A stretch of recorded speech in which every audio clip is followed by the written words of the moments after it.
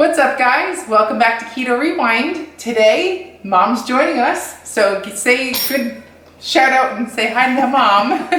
And when Mom's in town, she brings her fun recipes. So, thought we would do a bone broth, how to make your own bone broth recipe.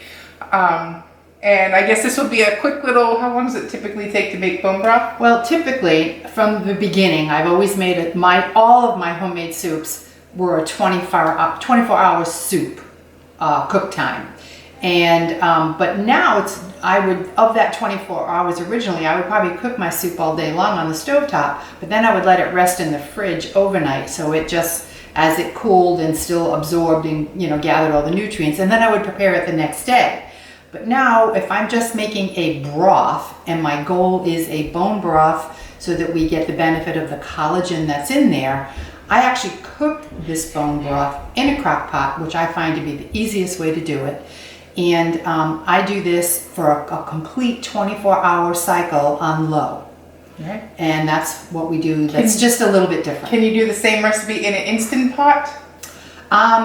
There are those that say yes, you can. I think that when I'm at the end of a 24-hour period, my bones will crumble under the pressure between my fingers.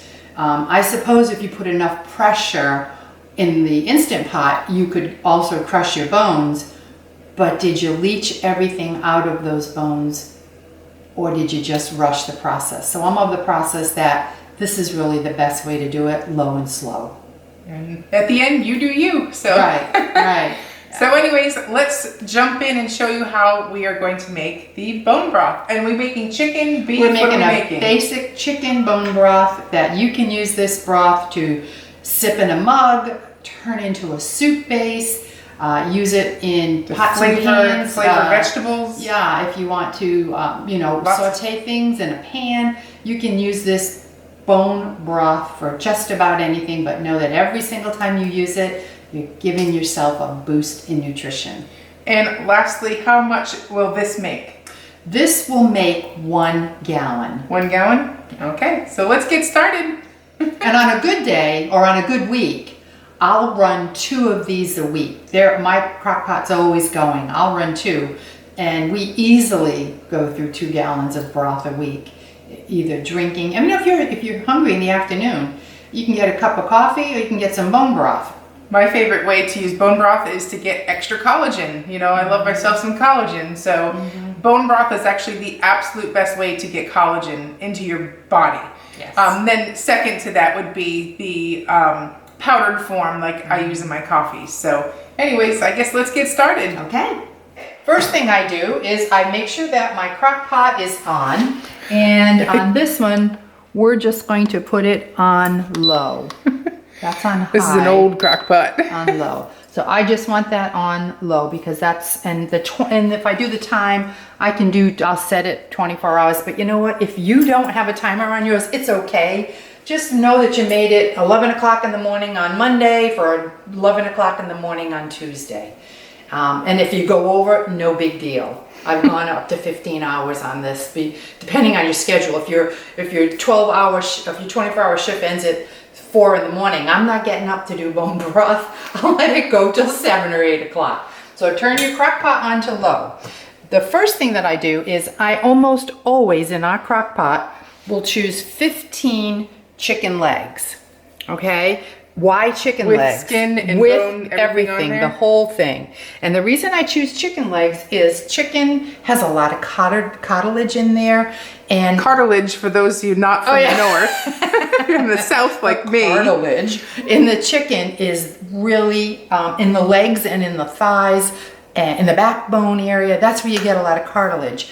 So from this day forward, never throw out another chicken bone. If you're having a roasted chicken, and you're done, put that chicken bone carcass in your freezer, save it for your next bone broth. But if you just want a nice collagen-based bone broth, 15 chicken legs. Under the current situation, I couldn't get 15 chicken legs. So I got a pack of chicken legs, and the next best thing for a high fat, high collagen count would be thighs. So this pretty much is about the same, but the recipe about how many pounds is that? Is that about on average the same? 3 to 4 pounds 3 to 4 pounds Yeah. on average of. So 15 chicken legs is the best way. If you can do 15 chicken legs, that's a fail-proof recipe. But if not, do the biggest pack of chicken legs you can find and the nice fatty biggest chicken thighs you can find. Obviously, we don't even have to cook these. We do nothing.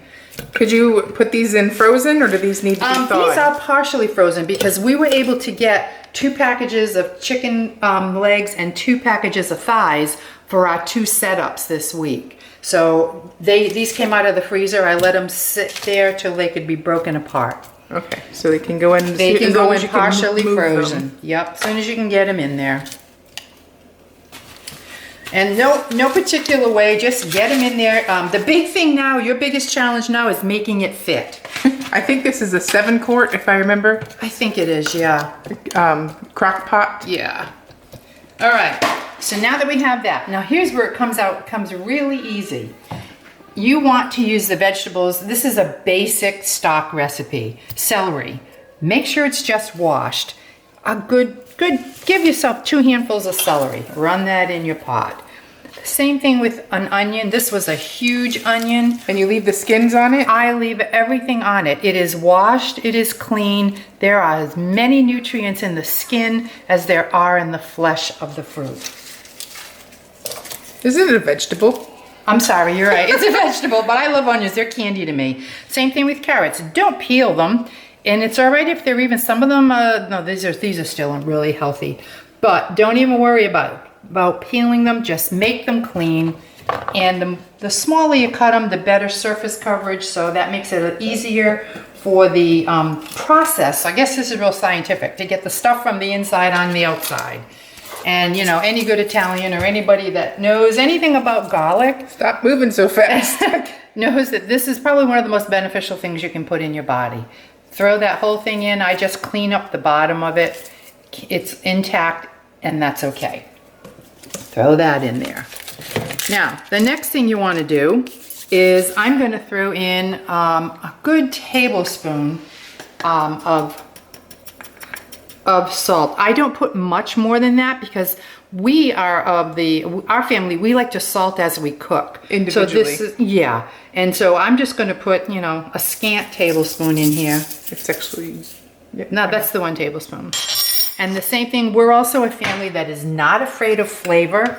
So I'll probably put a half a tablespoon easy of black pepper. You would just adjust this to your own personal taste. Correct. We like salt and pepper. I'm also, there's always fresh herbs in our house, be it that we buy them organically or we grow them ourselves. So this is my favorite combination for bone broth. What do we have here? We have, obviously, our French thyme. French thyme. Spread that out. We have sage. Oh, I love the smell of these things. We have a nice sprig of rosemary. Go easy on the rosemary. It goes a long way. We have a nice healthy handful of parsley. Is that regular parsley? This is, yes, regular curly leaf parsley, and 1 to 2 bay leaves. So this is a bay leaf. 1 is really all you need because they're nice and strong. But if you're just using the grocery market, I would probably put 2 in. Now the next thing, this is pretty much it. Now you're going to add your 4 quarts of water. Who's that Popeye muscle?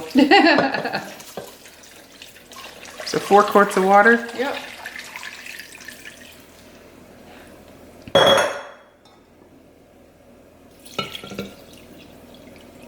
Wow, right to now, the top, if you see that this is right now 3 quarts of water. I'm not getting this last quart in. So this will shrink down. When there's more room, you will be able to get this back in there. Watch it. Just, you know, what I do over the 24-hour period is I just check it every now and then, fluff it around, make sure things are nice and submerged. The smell is going to be, your house will be so pleasantly full of good homemade food aroma. That's it. How easy is that? So we just leave it on the counter for 24 hours? And that's it. And once there's room, add the rest of the water. We'll come back about midday and I'll show you how I kind of stir it up a bit and get it all moving, and how we eventually over the next 24 hours will get all of that water in here. Alrighty, we'll be back. All right, meanwhile, the bone broth is cooking on the counter. We will go through, or I should say, Mom has some great tips on how to extend the herbs in your fridge so that they're ready to go. Maybe next time you either want to make a bone broth or Or a soup, or or soup. sauce. So I'll let you take it from here. Okay, you've seen me say, or heard me say in other videos, don't throw any carcasses from turkey, from chicken. Save your bones. Every bone can be made into a fabulous stock, broth. Which also extends the use of that Yes. one item, so you Yes. get more Yes. use of with your groceries. And right now with the shortages, Yeah. every bit counts. When I throw chicken bones out, believe me, they're dust. Because They're done. They have gone through 5 meals anyway. But anyway, along with that, there's always fresh vegetables and fresh fruits and fresh herbs in our home. But the average, the average family doesn't use, like, you buy a head of parsley like that. It's hard for you to use that up in a week. So what do you use it with? So what do? You save all of your fresh herbs. Now, in this case, this is exactly what we have left over at the end of the week. Parsley, remember the song, sage, rosemary, and thyme. So with the extra herbs, what I do is I take them, put them all together. These have all been washed. And you just fold them in onto themselves in a paper towel. I got a rosemary trying to get out of the way. And you slip them into what I do. I even go as far as on the back of the paper towel. I will actually put PRST, parsley, rosemary, sage, and thyme, so that I know that this is a good bundle to put into a future stock pot.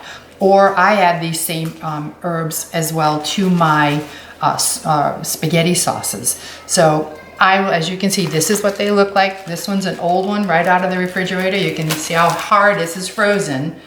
You'll always find little packages in my freezer, but I'm really good at labeling. So if you throw them in there and don't label them, you're going to be in trouble, because you won't know if you're pulling out a package of frozen basil, or are you getting the whole parsley, sage, rosemary, and thyme. So again, just take it. Now that's already been labeled. That will just get tossed in the fridge. We go through these all the time, but these would probably last in your fridge a couple of months. We just use things like this all the time, so we just pull out frozen. But again, take all your fresh herbs as they begin to wilt. Even if they're a little wilty, it's okay. They've not lost all their nutritional benefit. You just get them all wrapped up. I've just got stickers. I got kids. That's so Gotta cute. wear them. Take it for the team. And you just put them right into the bag and stick them. See, frozen versus fresh. To make like a burrito. Yeah, but I will tell you this: the frozen, they severely wilt. You will never be able to use these as a garnish. You will only be able to use them as part of your recipe. And if you have, space, and we're in this time of economy, you could put all 3 of these in one bag, and you know that this is your bag of herbs for soup and for your collagen broths, bone broth, and this is also good for your your sauces. So that's it. And you stick this right in your freezer. All How right. easy is that? All right, we'll be back with an update on the bone broth. Oh, you know what I want to see? Take this jug up.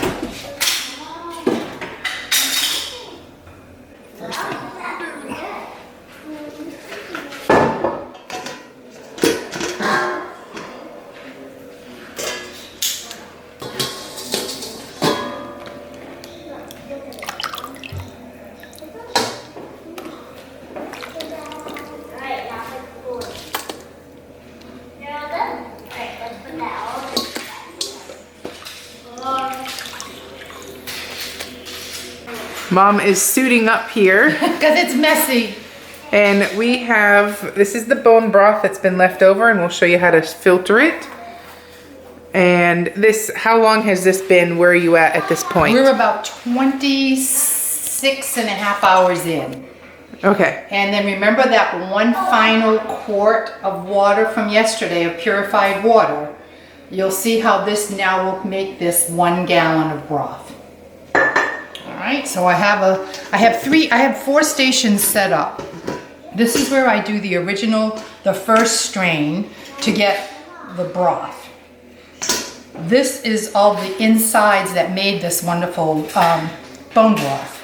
Then I take this and I pick them however, like I will take the chicken out because we can use it for pulled chicken, we can use it on salads, we can use it in soup. We can make chicken salad. You can just leave it in a bag for munchies in the afternoon. You can put it in a red sauce with a little Parmesan cheese, almost like a chicken parm kind of thing. You can use this leftover tender meat for so many things. And last but not least, we make a lot of our own dog food, so we like to use this for them. So that's the next bowl. This bowl is for all the things that I'm going to keep and utilize, whether it's going to be whatever, all we've just told you, all the things that we do with that chicken. And then at the final is where the things that we actually discard because they don't serve us anymore.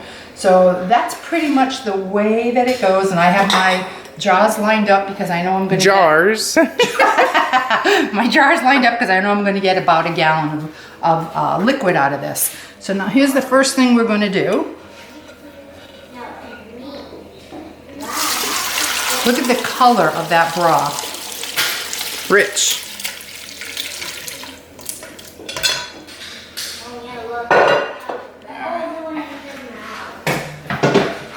All right. Now I will go through this as well. Exactly. So let me just put this in the sink.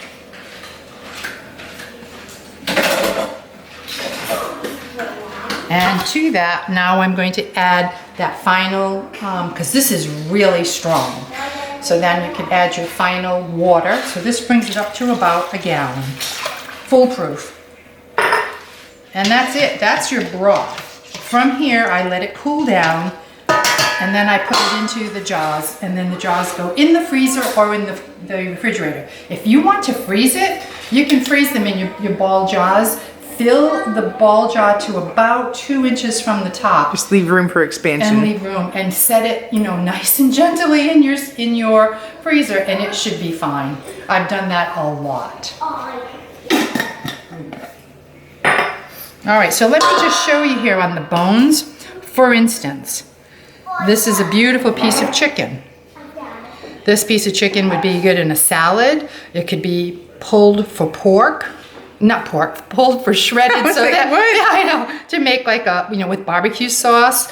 That's one way to do it. It would be good just to toss on a salad. But here's where I wanted you to really see what this bone does. Like we're going to give, obviously, that's going to go for the dogs. That's really good nutrition for the dogs. But you see how that bone watch that again. The bone just breaks in your hand. Look at that. That whole bone just breaks, and it breaks in such a way that it won't hurt your animals. I mean, we have big dogs, so you have to choose what you want to do. But pretty much, you see. Now also, that goes through. Like here's a big bone that had already fallen off. All right, and you can see all that goodness in there. Watch this. That's when you know you've got everything out of the goods of the broth and into your bone broth for the day. And then you do the same thing. You either keep your carrots or you crush them or do whatever you want with them. Some of these bones won't, the entire bone, like see this? This was a very big bone, so I'm not going to get a crush here. I could break it, but if it's this brittle, I'm not giving this to the dogs. So that's as far as that goes. So this is going into the waste bucket. And that's it. You just pull all your meat, decide what you want to do with your meat ahead of time. It's a good idea. This fills up about a quart bag of shredded chicken. And then if you put everything, incorporate it into, like if you're going to make dog food, I usually get about 2 quarts of the Ziploc bags. And then that goes in the freezer. And then when I'm making the dog food, I pull out a bag and all this goodness gets incorporated into their food. And they gladly eat it. Oh, they love it. We have healthy dogs. All right, and I will show you when we're all done, when we have this all separated. And here is all 4 quarts. We've left room so that you can pop them in the freezer. And yeah, so there's the 4 quarts of homemade bone broth. and we're getting what keeps Grandma going, so that she can keep Keep up making this bone pace. broth. Say hi, Dad. Hi, Dad. It's wine 30 for me. All right, so we are left with 4 quarts of bone broth, homemade bone broth, a whole bag of the remnants of the chicken, and we just label it and we're gonna freeze it, flatten it out so it's nice and thin, and then just pop that in the freezer for when you need it. And we labeled it as well so we know what it is. Oh, and for the dogs, don't forget, pull out the onions. Leave the herbs in because they're beneficial to the dogs. Leave the garlic in, that's also beneficial to the dogs. Take out the bay leaf, take out the onion. They can have the celery, the carrots, and everything else you add to it without a problem. And then we have just a bag of the plain chicken that's ready to go and make something yummy with. Great afternoon snack. And then this, out of everything, that is the waste. That's all that's left. And I hope you enjoyed that video. Comment below if you've ever made your own homemade bone broth. And for those of you that don't want to take that on, you can check out Kettle and Fire, link down below. That's my go-to store-bought bone broth brand. So specials and all that will be down below if you don't want to take the time to make your own. Or you don't have mom home to do Yeah, because it. I wouldn't know how to do it. Mom had to teach me. So, but now I know, and Which now you've been you eating your know. whole life. Doesn't mean I had to make it. So, but anyways, let me know how you like this, and we'll see you at the next video. Oh, and comment below if there's any other recipes you want Mom to show us how to make. Something that maybe you want keto-fied, something like that. So, anyways, we'll see you at the next video. I'm Jess, and I'm Mom. see you later.